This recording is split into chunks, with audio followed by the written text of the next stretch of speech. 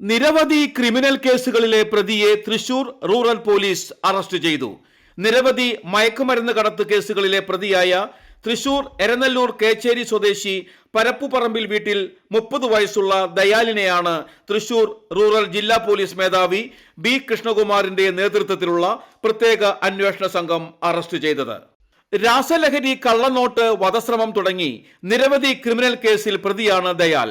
മയക്കുമരുന്നുകളും ലഹരി വസ്തുക്കളും വിൽപ്പന നടത്തുന്ന ആളുകൾക്കെതിരെ പിറ്റ് ആൻഡ് DPS ആക്ട് പ്രകാരം കേരള സംസ്ഥാന ആഭ്യന്തര വകുപ്പിന്റെ ഉത്തരവനുസരിച്ചാണ് പ്രതിയെ 1 വർഷത്തേക്കാണ് തിരുവനന്തപുരം പൂജപ്പുര സെൻട്രൽ ജയിലിൽ അടയ്ക്കുന്നത്. തൃശൂർ റൂറൽ ജില്ലയിൽ മയക്കുമരുന്ന് വിപണനത്തിനെതിരെ ശക്തമായ നടപടികൾ സ്വീകരിക്കുന്നതിന്റെ ഭാഗമായി ജില്ലാ പോലീസ് മേധാവി ബി കൃഷ്ണകുമാർ സമർപ്പിച്ച റിപ്പോർട്ടിലാണ് കേരള സംസ്ഥാന ആഭ്യന്തര വകുപ്പ് 1 വർഷത്തെ തടങ്കൽ ഉത്തരവ് പുറപ്പെടുവിച്ചത്. തൃശൂർ റൂറൽ പോലീസ് ജില്ലയിൽ മയക്കുമരുന്ന് വിപണനത്തിനെതിരെ പിറ്റ് ആൻഡ് DPS നിയമപ്രകാരമുള്ള 2025 മുതൽ 10ാമത്തെ കരുതൽ തടങ്കൽ ഉത്തരവാണിത്.